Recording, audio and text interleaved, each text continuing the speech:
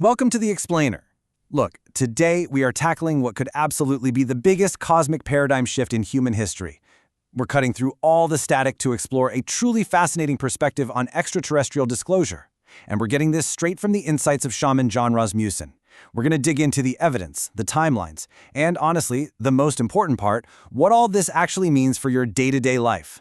Imagine this for a second. What if the government confirmed aliens tomorrow? Seriously, how would that actually play out in your reality? We're looking at a wildly provocative prediction from Rasmussen here.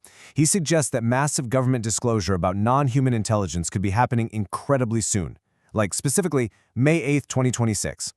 So we aren't just philosophizing about some abstract, distant future. This is a super high-stakes hypothetical that is literally right on our doorstep.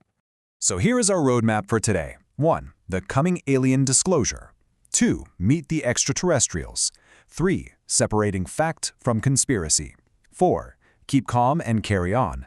And 5. First contact protocol.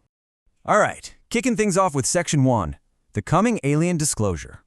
Okay, to really grasp this, we have to look completely neutrally at what's currently being talked about regarding UFOs, UAPs, and NHIs, non-human intelligence. We're just laying out the source material here, totally stripping away the sensationalism to see exactly what Rasmussen claims authorities are dealing with behind the scenes. And what's immediately striking is this hyper-specific date, May 8th, 2026. Rasmussen points to this as a potential timeline for a massive disclosure event. Now, whether you see that date as a hard deadline or just kind of a symbol of imminent transparency, it really highlights how urgent this conversation is getting. It's definitely no longer a matter of if it happens, right? It's all about what happens when it does. So what do the authorities actually know? Well, the source claims some government officials have literally admitted to being briefed on deep-sea alien bases. Yeah, deep sea. Plus, it points out that evidence of these beings has been documented pretty much throughout all of human history, so definitely not just a modern internet thing. And as for all the intense secrecy, Rasmussen says there absolutely has been a coordinated cover-up by authorities, but it was originally driven by this massive fear that the public would just completely panic.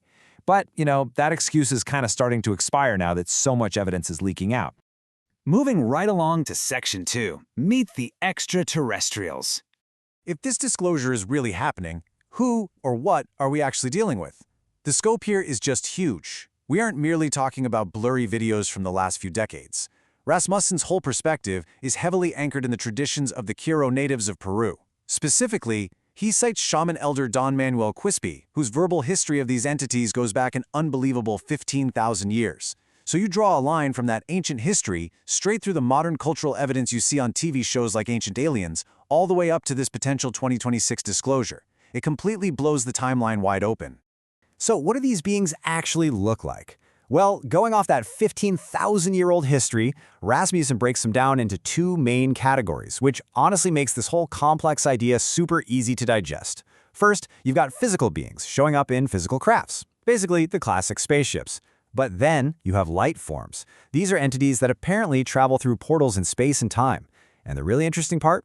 The shamanic perspective notes that these light form beings are generally considered to be a lot more benevolent. Let's jump to Section 3, separating fact from conspiracy.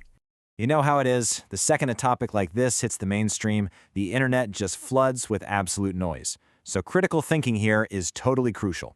We got to stick to what the source actually claims and toss out the wild form speculations.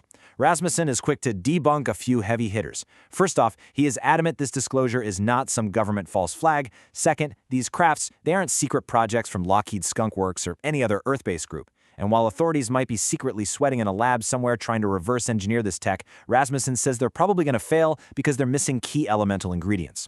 At the end of the day, he argues the truth is grounded in historical evidence and is actually way simpler than all those crazy theories combined. Which brings us to Section 4, keep calm and carry on. Let's bring this all back down to earth for a second. If everything we just talked about is true, how does your life actually change? Think about it.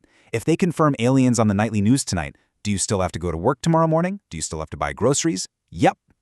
Rasmussen just totally nails it with this quote. They've been here all along. Knowing about them isn't really going to change things. You have to just keep living as usual anyway. That is literally the core of his message. The reality of ETs doesn't fundamentally break your day-to-day life. No matter what huge revelations drop from the government, you're still going to have to eat, you're still going to have to work, and you still got to sleep. Think about it like a giant historical puzzle. when humanity finally realized the Earth was round, or when we suddenly discovered microscopic germs. Yeah, our understanding of the universe shifted, but the world didn't end, we just adapted. Rasmussen makes the point that alien disclosure is exactly the same thing. It's not showing up to destroy everything we believe. It's just going to fold right into our existing science, our spirituality, and our religions. It just adds another layer to the onion. We're going to adapt, for sure, just like we always have. Finally, Section 5, First Contact Protocol. Okay, the source material actually gets super practical here. Philosophizing is great, but what exactly is the game plan if the unthinkable happens and you literally bump into one of these things? Rasmussen gives us a 4-step playbook. Step 1, approach with curiosity and caution. Step 2, document the experience. Step 3, seek expert opinions. And Step 4, use your discernment. Honestly, it reads almost exactly like the protocol you'd follow if you found a weird, rare bug in your backyard. It's so incredibly grounded, and it perfectly takes all the panic out of the situation. And really, it all just boils down to this one anchor thought. Keep calm and carry on will be the rule of the day. That is your mantra for this explainer.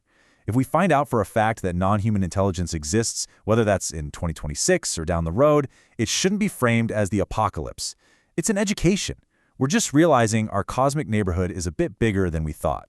But it doesn't ruin the simple, beautiful, everyday reality of being human. So I want to leave you with a thought to chew on as we wrap up. As more of this information inevitably spills out into the light, how will a deeper understanding of the universe fold into your existing beliefs? If Rasmussen is right about this, the truth won't break your worldview. It's just going to expand it. Thanks for hanging out and exploring this with me today. Keep asking those big questions, keep looking for answers, and stay curious.